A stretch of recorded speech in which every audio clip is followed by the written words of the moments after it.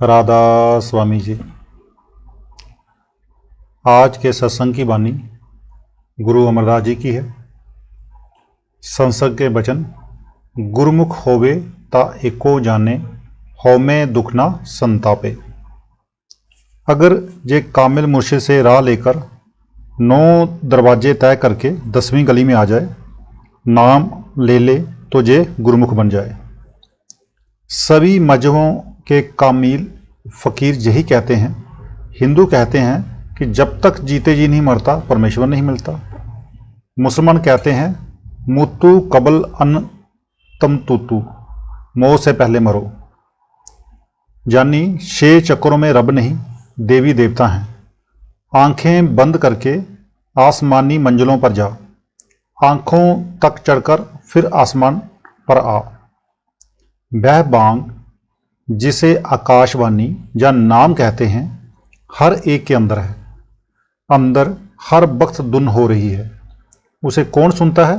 कोई कोई कामिल फकीर या पूर्ण महात्मा।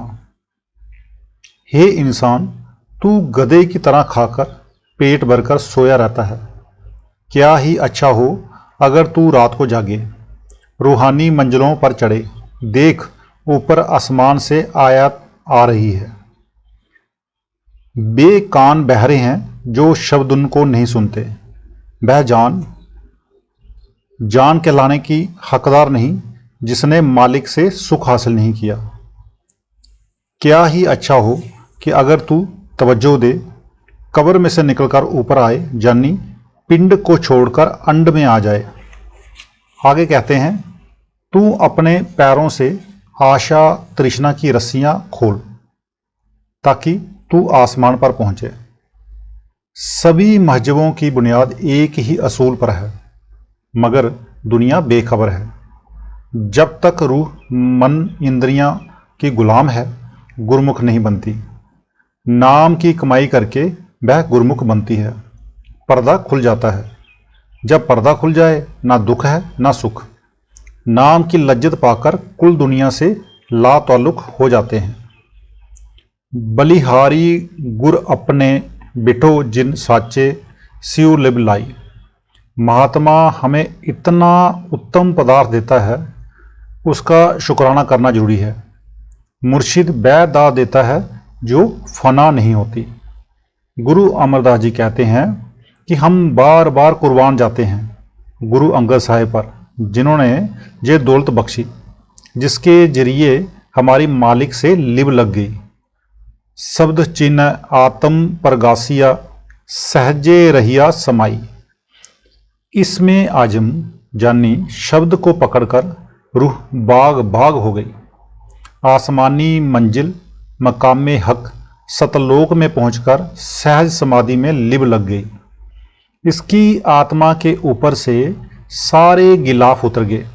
गुरु अमरदास जी कहते हैं, त्रिहु गुना बिच सहज न पाइए, त्रै गुण बरम बुलाए। चौथे पद मह सहज है, गुरमुख पले पाए। जब चौथे लोक में पहुंचेगा तो वहां शांति आएगी, उससे पहले नहीं। गुरमुख गावे गुरमुख बुझे, गुरमुख शब्द विचारे। कहते हैं, उस लज्जत को कौन लेता है? फिर आप ही जवाब देते हैं कि गुरमुख है तो सबके अंदर, मगर गुरमुख या साधु के बिना नहीं मिलती। अब सवाल पैदा होता है कि ये गुरमुख कब बनता है? कहते हैं कि हमारी आत्मा पर पहले तो ये मिट्टी का शरीर यानी स्थूल शरीर है। जब हम अभ्यास के जरिए इसे छोड़कर तुरिया पद जहाँ मकामे अल्लाह में पहुंचेंगे तो वहाँ सूक्ष्म शरीर है। ये स्थूल शरीर पीछे रह गया। फिर जब ब्रह्मा में जाएंगे वहाँ कारण शरीर है, वहाँ सूक्ष्म शरीर का अभाव हो गया। जब पार ब्रह्मा में स्नान करेंगे तो कारण शरीर भी उतर जाएगा और हम गुरमुख बन जाएंगे। ये गुरमुख की गति है। वहाँ पहुंचकर ये गुरमुख बनता है। गुरमुख अभ्यासी है, उसे रब से इश्क और प्रेम है। दुनिया के लोगों का प्रेम बाहर बेटे बेटियों विषय विकारों में है। संतों का प्रेम शब्द के साथ है। स्वामी जी महाराज कहते हैं, रूबरू आमिलाने बातिन फहम, आलिमा इल्मे जाहरी जाहिल। जो अंदर जाने वाले हैं उनके लिए जे जाहिरी आलम यानी दुनिया के विद्वान, तिफले मकदब यानी प्राइमरी स्कूल के विद्यार्थी हैं। इनको ये पता नहीं कि वे क्या कहते हैं। यह मजमून कामिल फ़कीरों का है सबके अंदर। जिसने मनुष्य जन्म पाकर परमात्मा से विशाल नहीं किया, उसने अपना जन्म ज्यों ही व्यर्थ गंवा दिया। जिस तरह कुत्ते बिल्ले खा पीकर और सोकर जन्म गुजार देते हैं, इसी तरह इसने भी इंसानी जन्म बर्बाद कर दिया। इससे कोई फायदा नहीं उठाया, व्यर्थ खो दिया। जीव पिंड सब गुरते उपजे, गुरमुख कारज सवारे। कहते हैं जितने अंदर के अनुभव हैं वे सतगुरु के जरिए ही मिलते हैं। जब तक अंदर जाने वाला महात्मा नहीं मिलता, हमें खबर नहीं होती। उस मालिक को ब्रह्मा कहें, प्रभु कहें, चाहे रब कहें। हमने सुना है कि परमात्मा है, देखा नहीं है। हमें लज्जत नहीं मिली। जो कुछ मिलता है वह पूर्ण गुरु के जरिए मिलता है। कुल आलम उससे फ़ायदा उठाता है। रूह उसके जरिए रूहानी मंडलों की सैर करती है। सतगुरु धारण करने में हिंदू, मुसलमान या अन्य मजहबों का सवाल नहीं होना चाहिए। जिस तरह जब हम स्कूलों कॉलेजों में तालीम हासिल करने के लिए जाते हैं, हमारे उस्ताद प्रोफेसर हिंदू भी होते हैं, मुसलमान भी होते हैं, ईसाई भी होते हैं या किसी भी मजहब के होते हैं, मगर हमने कभी उनसे पढ़ने से एतराज़ नहीं किया। इसी तरह रूहानियत में है। कबीर साहिब कपड़ा बुनकर गुजारा करते थे। राजा बीर सिंह बघेल सिंह उनके सेवक थे। गुरु रविदास जी जूते गांठ कर गुजारा करते थे। मेवाड़ के राजघराने की मीराबाई उनकी शिष्या थी। इसलिए हमें कौम महजब देखने की जरूरत नहीं, बल्कि हमें ये देखना चाहिए कि रास्ता पूरा है या नहीं। किसी पूरे महात्मा से राह लेकर अंदर जाओ, चाहे किसी मजहब के होकर जाओ, आपकी मुक्ति हो जाएगी। अगर कोई पूरा गुरु मिल जाए और आदमी उसके दिए हुए नाम की कमाई करके गुरुमुख बन जाए तो उसका जन्म मरण खत्म हो जाता है। मनमुख अंधा अंध कमावे, बिख खटे संसारे। आप कहते हैं जिसकी रूह नफ्स के ताबे है, जो मन इंद्रियों का गुलाम है, उसका पर्दा नहीं खुलता। लज्जतों में अपनी श्वास रूपी पूंजी खोकर चला गया। परमात्मा को देख सकने वाली आंतरिक आंख ना खुली। वह मन के ताबे ही रहा। मन इंद्रियों के ताबे हैं। जो इंद्रियां चाहती हैं उसको लिए फिरती हैं।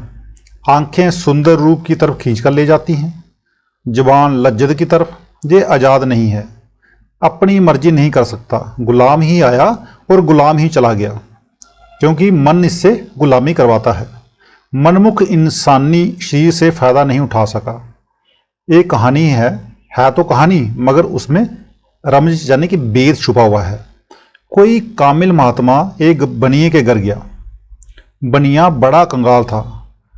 उसने रो रो कर महात्मा से कहा कि मैं गरीब कंगाल हूँ। महात्मा को रहम आ गया। बोला, मेरे पास पारस है, 3 महीने के लिए जे मैं देता हूँ, जितना सोना चाहिए बना लेना। पारस की ये खासियत है कि लोहे से लगकर उसको सोना बना देता है। फकीर चला गया। बनिए ने पहले महीने बाजार जाकर लोहे का भाव पूछा। दुकानदार ने कहा कि लाला जी, लोहे का भाव बढ़ गया है, पहले 5 रुपये मन था, अब 7 हो गया है। बनिए ने कहा कि घाटे का सौदा नहीं करना। अकल नहीं थी कि 1 मन सोने से हजारों रुपये आ जाएंगे। वह महीना गुजर गया। लोहे का भाव 2 रुपये और चढ़ गया। बनिए ने कहा अभी नहीं खरीदना। तीसरे महीने पूछा तो पता लगा कि अब भाव 15 रुपये मन हो गया है। उसने फिर भी नहीं खरीदा। इतने वक्त में महात्मा आ गया। उसने पत्थर वापस ले लिया और बनिया गरीब का गरीब ही रहा। ये कहानी है। असली बात क्या है? मनुष्य देह पारस है, इसमें पर्दा खोलना है और परमात्मा से मिलना है। अगर ये मौका हाथ से निकल गया तो करोड़ों जन्म फजूल गए। जो कुछ करना है मनुष्य जन्म में ही करना है। गायों भैंसों घोड़ों के जन्म में नहीं करना। उनमें अकल नहीं, तमीज नहीं, ज्ञान नहीं। अब मनमुख मन इंद्रियों के अधीन है। अंधा आया और अंधा चला गया, ना रूह का रब से विशाल हुआ, ना जन्म मरण खत्म हुआ। आज का सत्संग इतना ही, मिलते हैं कल के सत्संग में। राधा स्वामी जी।